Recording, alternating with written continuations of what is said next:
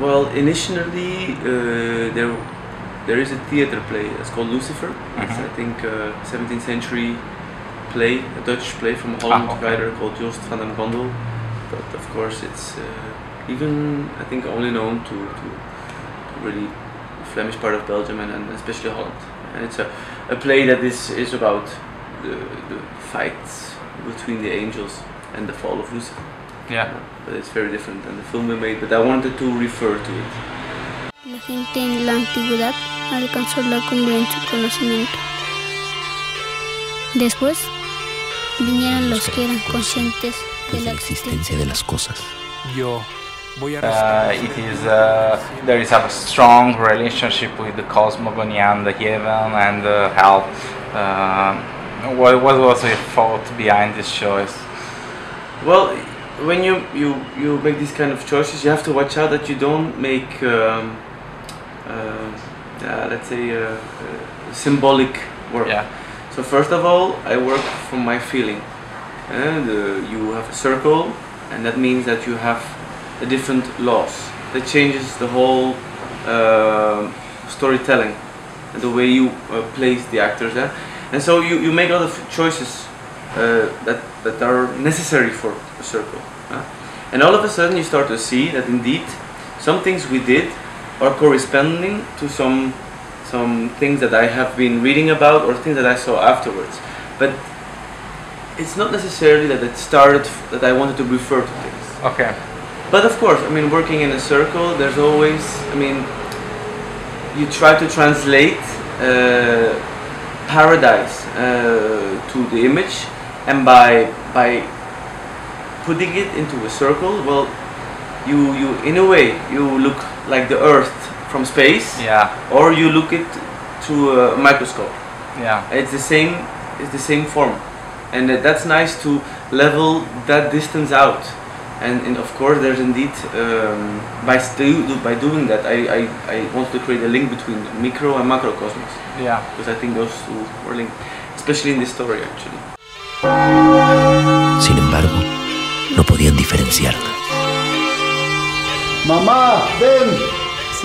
When you choose to translate a language that there's typical Dutch, Flemish, in a context like the Mexico, that there is no, it is very different in a way. Yes, but for example, yesterday I went to the museum here to see the exposition of Hans Memling. Yeah. It's now all over Rome, and it's very interesting to look at it. And so I did not translate the subject, the image, but I try to translate the ways of working more, the idea. How do you create perspective? How do you work with depth? And how does the perspective go in or out of the image? Instead of copying the portrait, copying the clothes. So I was not into copying that. I mean, sometimes, of course, it happens. Of course, with these formats, there's some beautiful things, like the clothes or the face.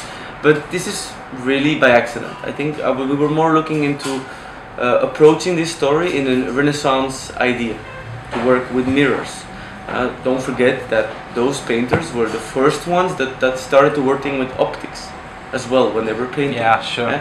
So it was for me more interesting to investigate in the tools than into the subject. The subject can be anything for a painter. This room, that room. But if you study his materials, what he uses to tell a story, that's where it becomes fascinating for an artist to translate old paintings into new times. And because people are too literal when they say referring to paintings, they copy a painting, and it can be interesting, but you can't copy something. You can try to investigate the materials. That's way more interesting. That's the true value of it. The textures, the light. For example, we use a prototype of lens that is I don't think it's even on the market yet, and it's so sensitive that with one candle you can light a scene.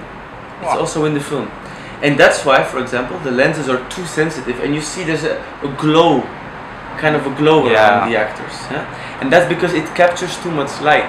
And these things, for example, or you can see those in the Dutch paintings as well, how they were very soft in their light. The way that this, for example, Italian paintings are more stronger. The lines are more straight already. You can see there's more contrast because the light was different. We have more gray light, and so it was more investigating those elements and looking into that than to say, let's make a Renaissance film. In every format you use tells something different, and here we had to work more in the depth. So I had to place everything carefully. While in a widescreen you can let things more happen. If a car passes by, or a dog, or a bird, you have it all. And here it's more like a miniature. You know, you have to calculate more. A lot of things happen, but outside of in the black, so we can choose it. So we had to work in a very classical way, but also, and that was, I think, even more important for the actors, the explanation of acting and what it is. It was very concrete for them, the things they had to do. They walk from here to there, do that, do this, and try to do that. And so it's both. It's a practical element for actors, but at the same time it made sense in the format. Religious paintings of those times were all over Europe called glitter. But what they did, they managed to create portraits of humans and put a human central, a bit almost like the idea of San Francesco, the whole idea of making it into something humanistic. And also that's also why I think Italians fell in love with those paintings. From all Europe there was copies of Italian, but those guys were doing something different, and I think basically that's what fascinates me too, that you can even through time look humans into the eye, and it's a beautiful idea to use these stories but with humans. Atención, por favor, hay un ángel en mi casa. Mañana haremos una fiesta. Quiero emitir luz, iluminar el mundo. Yo soy el camino y soy la calle.